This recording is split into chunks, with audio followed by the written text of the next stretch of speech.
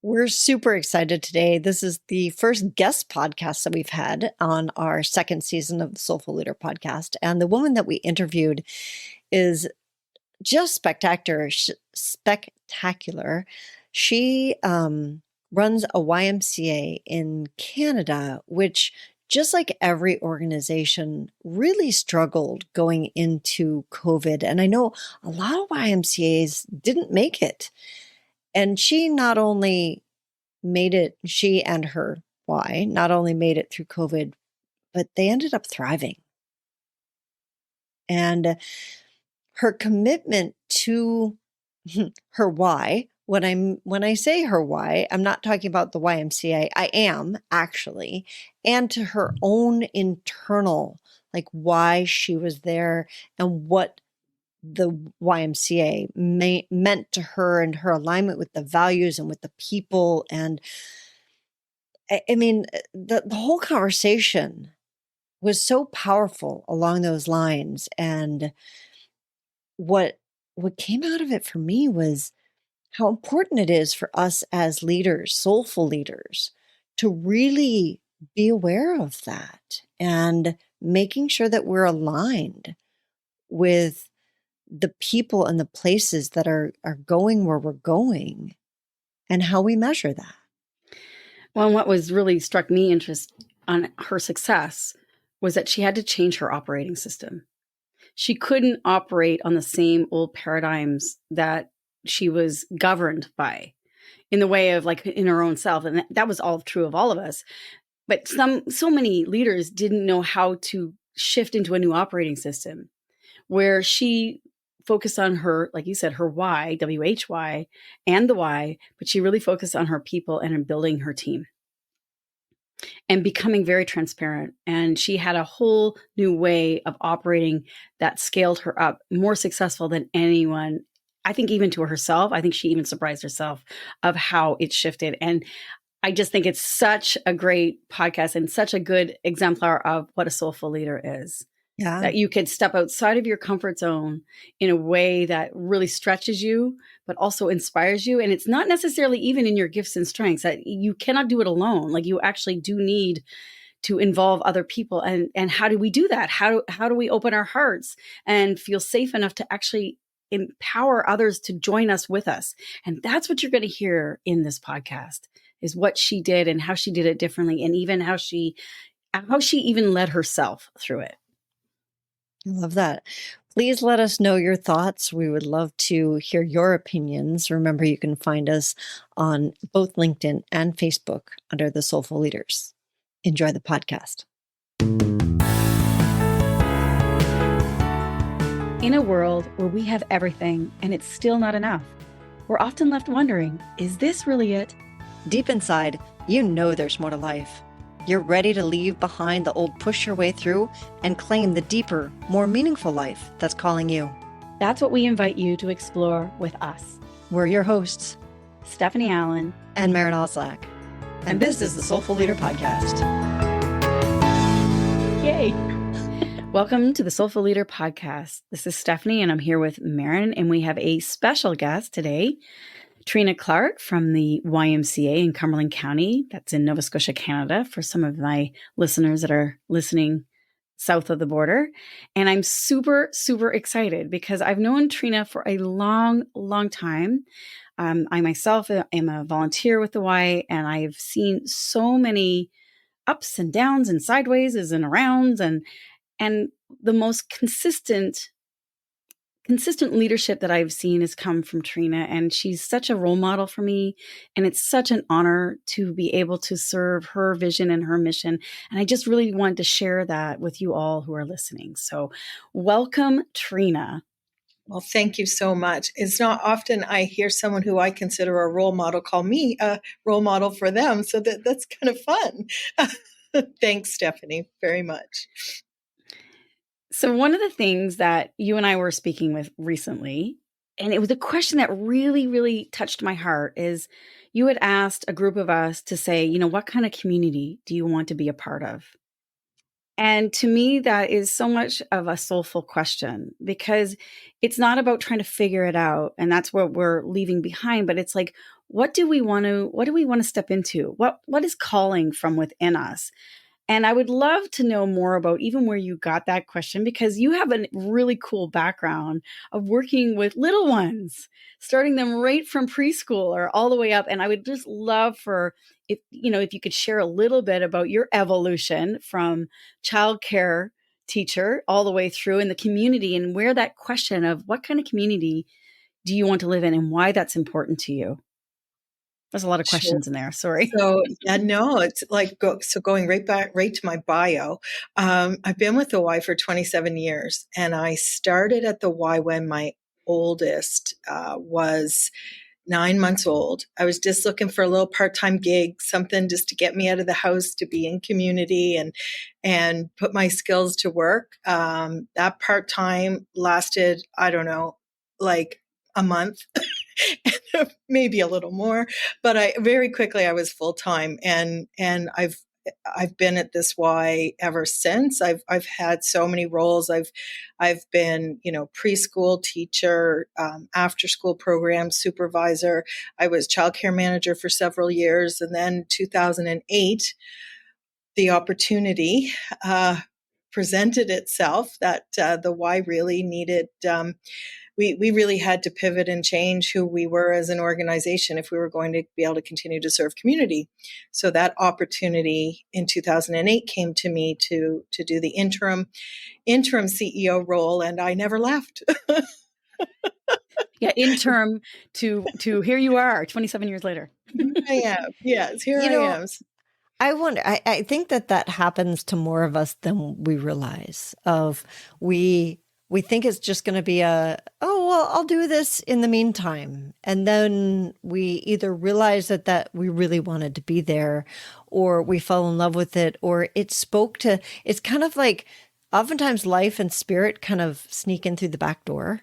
And we don't realize but I thought I was going to, do this. I was talking to somebody the other day, and they were saying that, they thought they were going to do X, Y, and Z, and they ended up being a parent instead. They never saw themselves as being a parent. And that ended up being this woman's life. And she's like, I'm so grateful for that. I would have never expected to love this role, because I loved working with children and I loved the families. And I really thought this was a very short-term thing for me. But in this role, it gave me the opportunity to maybe this is going to sound corny, but like to wrap my arms around all of community. So like to build a better YMCA for seniors, to build a better YMCA for families, that childcare is still, of course, a very important part of what we do, but there are so many other elements that are important, including our community development, which led to that question, Stephanie, of what kind of a community do we want to live in? Because I believe the Y is the center of that community. And we have a responsibility to be more than just, the swimming pool and the fitness classes and the childcare. We have a responsibility to be an impact on our community as a whole, so that everybody has that opportunity to feel like they belong, and not just belong, but thrive, which is our YMCA vision, but also happens to be my vision. That's what I want, is everybody to feel like that YMCA experience within their community. I just feel like totally touches my heart. I'm like almost welling up going, yes, this is why I hang out with you. Like, it's just like, to me, that's soulful. It's more than just yourself. You have a vision that encompasses so much more and calls from within you so much to be more. And I would love to know a little bit more about that, because I know in the last few years, like all of us, we've gone through so many changes with, going through a pandemic together, and, people coming and going and leaving and moving and arriving. And there's been so much change. I would love to know, what was it that sustained you through that? Like, what was it? Because it was challenging. It was challenging. And I will say, I've been here 27 years, And right now is probably the most fun I've ever had being at the Y, because there's so many new and exciting things and we're growing in so many different ways. But I think what's kept me here is right from day one, this is a values driven organization, and my values align with the YMCA's values. And so, that old adage, if you love what you do, you never work a day. Well, for me, that wasn't my mindset. My mindset has always been, we have a finite amount of time on this earth. And I don't want to get to the point where I look back and feel like I've wasted my entire career time doing something that didn't make me happy, or it didn't make me fulfilled, or for me, didn't make me feel like I was impacting my community in a positive way. And I've never felt that way with the Y. I always felt every single day that I'm coming to work with a purpose, not a paycheck. Oh, that's great. The best leaders, and when I say the best leaders, what does best mean? What I mean by that is the ones who really inspire us, that make us want to follow them, that we feel like I could align with that person and get on board. And what Stephanie said, it's like, that's why I hang out with you. And I know it's not just Stephanie that's feeling like that. And what I'm hearing is, like, the things that those leaders do, or what you're talking about, is your values align with the Y's value, aligned with the people, it goes back to the community that you want to create. What is the community that I want to be a part of? And how do I find those people? The way I find them is by creating, for you, the way you found them was by creating a space, a place where they could come and they could find you. And you raised your flag and you said, this is what we stand for here.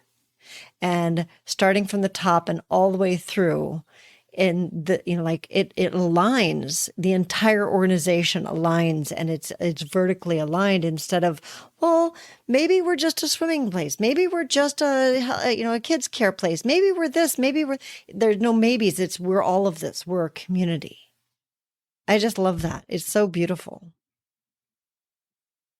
I've always felt like my greatest strength was to surround myself with really good people. The team here that I work with every day, we've gotten as far as we have because of them, because they're also doing what they should be doing. They're living their purpose.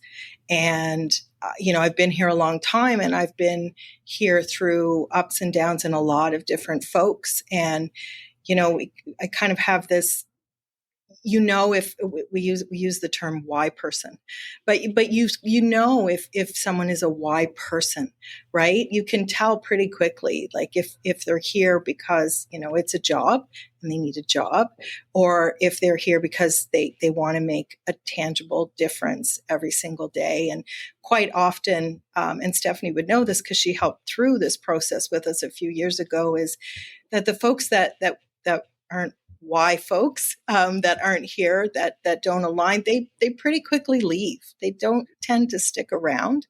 And that's okay. But we're grateful for the gift of them when we had them, because every single person that has come through our Y has helped to make our Y better. So we learn. But it is interesting. And the people that I'm with now have been here quite a long time. And I've had many leave that have left for really good reasons, but it's been really tearful. And that's the other thing about me that Stephanie knows, is that I am a very emotional person. And when I was first in this role, I had a really hard time with that, because I thought that was a show of weakness, that I would get, that my emotions would rise to the surface. But I've come into my own now, and I understand that being a part of my authentic self is to not suppress that. And it's okay. It's actually a sign of strength to be vulnerable. So I've done that, and I've cried with my team, and my team has cried with me as well. Like, we're each other's support system. Like, we're there for one another. And I think that's what makes us stronger and not afraid to take risk, because that's a big part of our growth, is we're taking risks right now. And it's a little bit scary, but we all have each other's back. So that we're taking that leap together. It makes a big difference. I totally resonate with that. And that's what I love about you, is that you're real and you're not afraid to say, man, this is really touching my heart and I need help with this. And to me, that humility and that willingness to not only ask for help, but also to get it is, to me, exemplifies why I see you as a role model too. Like you are leading a ship. You're leading a great possibility, but you're including everyone on the team with you. And so that there's not necessarily a hierarchy, even though there is, it's like a both and. And to me, that's just, it's so refreshing. You know, you hold the vision and you hold the values and you work with that and you allow space for other to also offer up their possibilities too. And I think that's why, you know, and I'd actually love to have you talk a little bit about that, because during the pandemic, it was challenging. And like you said, the team really came together. And the reason I'm saying is that years ago, when we did work with the team, we did what we have just been speaking about in the Soulful Leader podcast of the wealth dynamics square and the different attributes and the different flows and the different frequencies. And when originally we did yours, you came out as what is known as a Lord. And that the Lord is a steel profile. So it's all about looking at details. It's the controller, and not in the way of controlling people, but wanting to need to have control of the helm and knowing what's coming and what's going and being able to really steward that. And we just recently did it again, which is part of one of the things that we want to do with all of those that we are speaking with here on our podcast, is to be able to offer that gift of hey, let's drop into finding your gifts and strengths and helping you leverage them in the way, because we do see you as a soulful leader and we want to help make that even more kinder and possible for you to keep serving the community the way you do. Now, you came out as a different profile this time. So that can happen. And I think I would just love to have you share a little bit about who you were then and maybe what shifted. Sure. So this time I came out as a creator. And I will say that when I did it, when I did it a few years ago and came out as a Lord, I was disappointed, because I read it and I certainly could see myself, but it's not how I saw myself, if that makes sense. So, and then when I did it this time, and I was very honest, I mean, I'm filling it out and when I did it this time and it came out as a creator, and then you look at all of the things like that, what that means, and I was like, yes, that's me. Yes, that's me. Yes. I brought it home and I was reading it to my husband. He's like, oh, whoa, that's you dead on. And especially the part about being impatient and, that stuff. But I think that when I did it a few years ago, I think we also, as people, we change and we evolve. And I think we also adapt to the circumstances that we're in. And I think at that point in time, I did need to be an analyst for our organization and for myself even, and be detail oriented and all of those things. So I don't think it was wrong at the time, but I didn't feel it didn't resonate with me as being truly authentic of who I thought that I was. But I think it was who I needed to be in that moment, when I did it. And I think over the last few years, and Stephanie, you know this as well, that I've done a lot of deep dive. My role here has changed a bit. I've had new opportunities, and I feel like I have finally come into my own and have recognize, even before I filled that out, that's why I questioned, what do you think it might be different? That's what, and it was, because I'm not the same. And I know I'm not the same. And I have a different level of confidence in my abilities. I don't question myself as much. I feel my worth and value that I bring to conversations where previously I would have held back. I would have deferred to others and assumed that they knew better than I did. And, those kinds of things. But So I'm glad that it's different, and I'm glad that it is resonating so much with me. When I think of the work that I'm doing in childcare expansions throughout the province, and as CEO here with, working on affordable housing with my team, and integrated youth services that is just announced last week. There's really, really exciting things happening, and the creator role fits this to a T, because we're building, and we need to be optimistic we can achieve these things and get them done. And we need big picture thinking right now of what do we want the why to look like in a few years. And I think that was the key shift, because if I'm just remembering back during the pandemic, I think there were a fair amount of Ys that actually closed down, not just in our province, but across the country, right?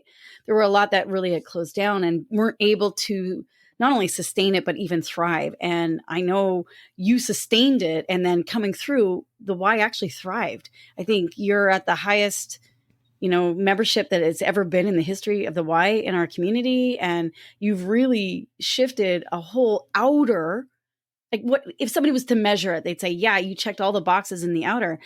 But what I want to allude to is the internal that changed, because that was really when I worked with you 4 years ago, when we started to do these things, is that we started to work with the internal. And it was almost like it happened just before you needed it to happen. Exactly. And that old way, and this is very common for many of us, we get projected onto who you should be in order to, be a leader in that role. And when we went through the pandemic, that actually got kind of permission for you to actually let go of that, and then to recreate who you wanted to be and where you were going in your vision. I think something good that came out of the pandemic, it really gave us a gift of insight that the Y is not bricks and mortar. The Y is people. And we didn't have our building. We were closed. We were not allowed to be in here, but we found a way to continue to serve our community through, food box programs, through online fitness classes. We had our educators reading stories, online to the children, and our cook doing, cooking with the families. It's about the people, and it's almost, I think a part of the success we're having right now was that really cold, sober reminder that it's not the building. We work with international partners, and many of them don't have buildings. In many countries, the YMCA is that tree over there, and that's where we meet at this time to do these things. And the pandemic forced us to do that and to be that. And I think I think it was a gift. I think it was a gift to remind us that why we're doing what we're doing, and that we can change and continue to serve our community in a different way. It's okay if we don't have a building to do it in. It's such a witness of, like what you just said, people. And yet so often many organizations do profits over people. You actually did the reverse. You did it about people first, which actually created the profit and the sustainability and the growth that you've had. Yeah, that's so, like you said, Stephanie, so many places we're taught, and it's not that people do it from a place of, it's not malice. It's not that we're taught that profits are the most important thing. Like, if your bottom line doesn't work, then you're out. And as leaders, that's scary. What happens if I get kicked out because my shareholders or my board or my whatever, even my husband, whoever is judging me. And usually it's the person inside of me that's judging me, that I'm not good enough. A lot of entrepreneurs, they don't have a board, but they do have that, I'm not good enough. I need to close my business because it hasn't been profitable for 3 years, or, all of the self-talk that we, the itty bitty shitty committee, as Stephanie likes to call it. So having that as a wake-up call, like you said, a gift during the pandemic, as a reminder that profit means nothing if the people get stepped on in the process. And I think we've forgotten that as a culture. It's become acceptable, that people get stepped on or that the planet gets stepped on. It's like that there's a cost and it's okay. Well, yep, that's just the cost of doing business. Those people over there or that community over there. And coming from the perspective that you were talking about earlier of community, of people, of thinking about the holistic side thing, it's like, and I love that because you came from that place, your bottom line was that much better. And you were finally just recently acknowledged for that role that you took and like really stepped into that. And other people were finally saying, yes, thank you for that. And that excites me, that part of it of like, yes, that's what we need more of. And that's what soulful leadership really is. So curious, as a soulful leader, which I believe you are, and you have definitely shown us that you are, what are the things that you would tell other leaders in your situation, like that are maybe coming up the ranks from a place that they never ever thought they would actually be? Like, do you have advice or do you have wisdom that you could impart to them of how they could take care of their souls as they transition and evolve and move through difficult times? What would you impart to them? Oh, well, I think in terms of the work that I do every day, I really like the word nurturing.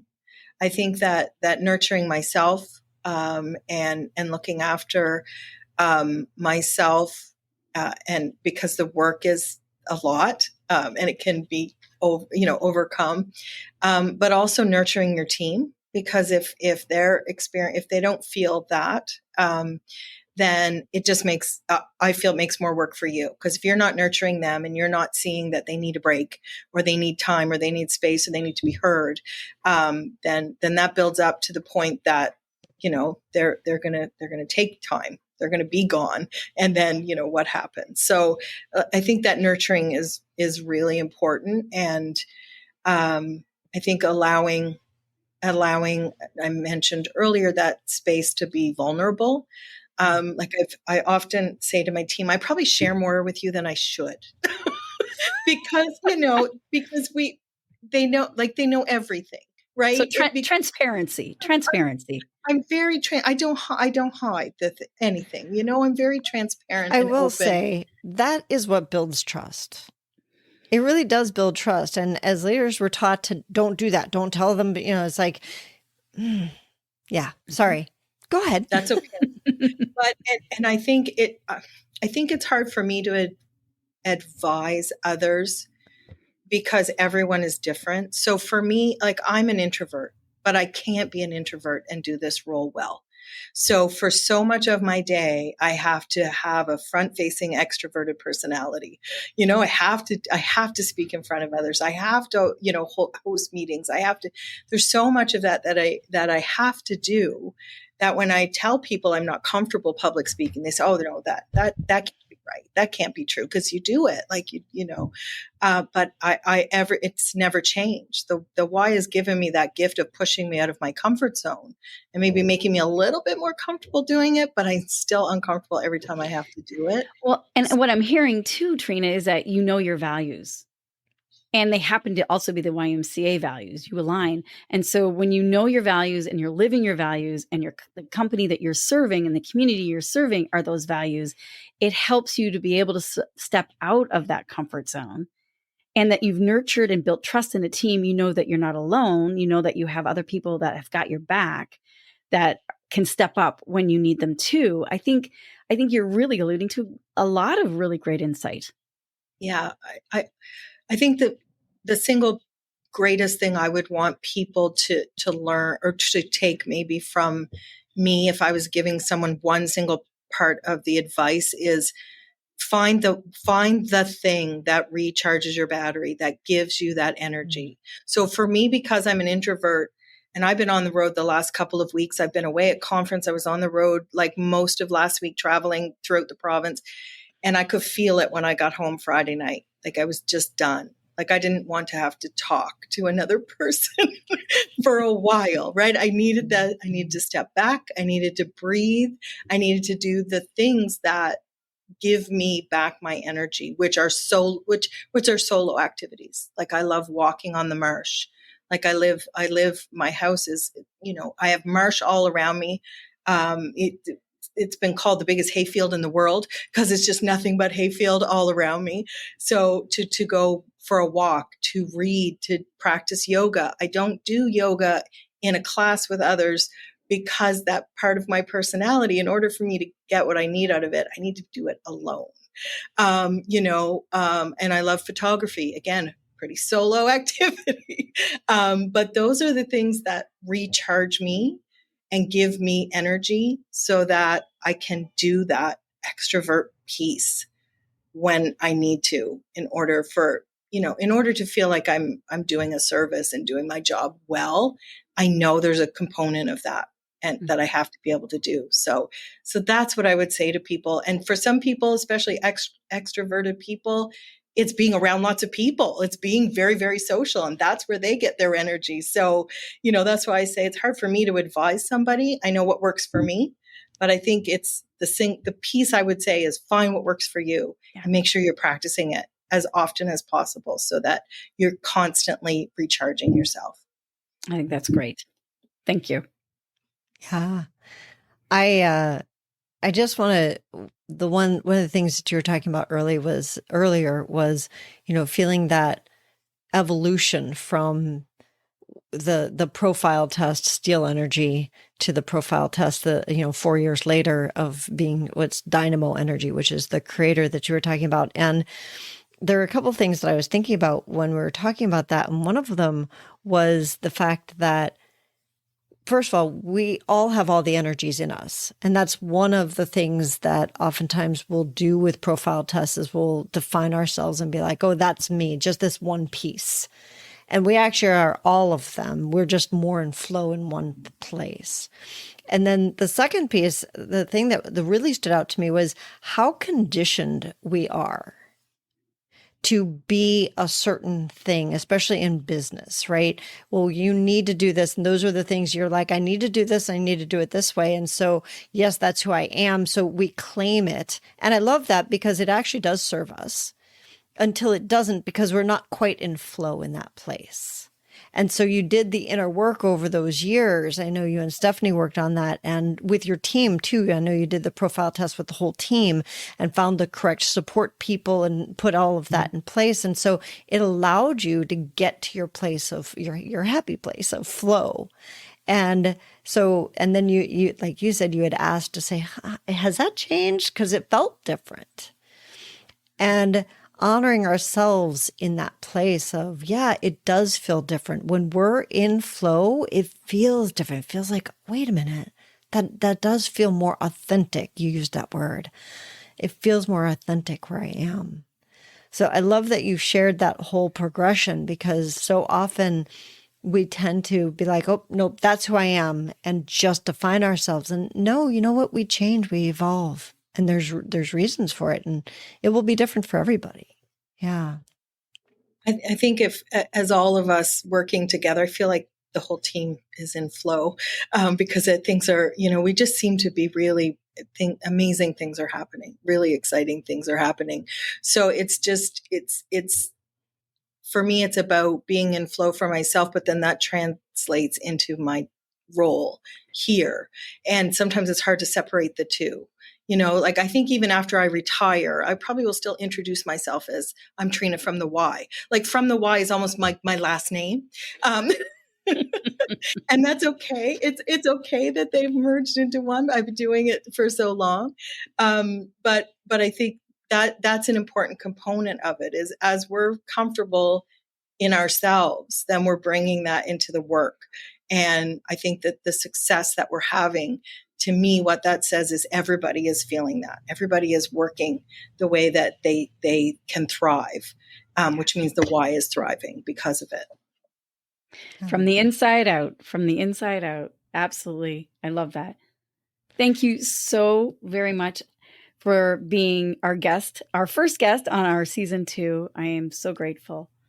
And we look forward to following up with you in the next little while to see how things are unfolding. And Maren, is there anything you would like to add? Just that when you said it flows from you into the work, and into the why, I want to say it also is flowing into the world. So thank you for that. You are an inspiration, and I know a lot of our guests our listeners will feel the same way. Is there any place, if somebody wants to find out more about the why or about you, is there any place where our listeners could contact you?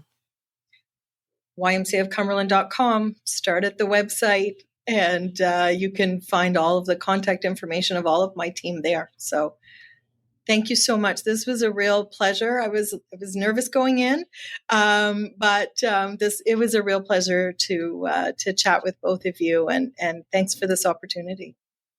Thank you so much, Trina. And you can find us at the Soulful Leader Podcast and also at tslp.life. We'll see you all next week on the Soulful Leader Podcast.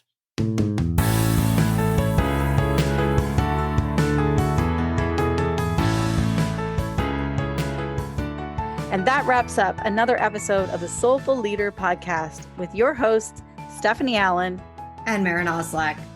Thank you for listening.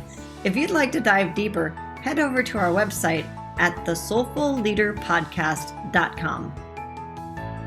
Until next time.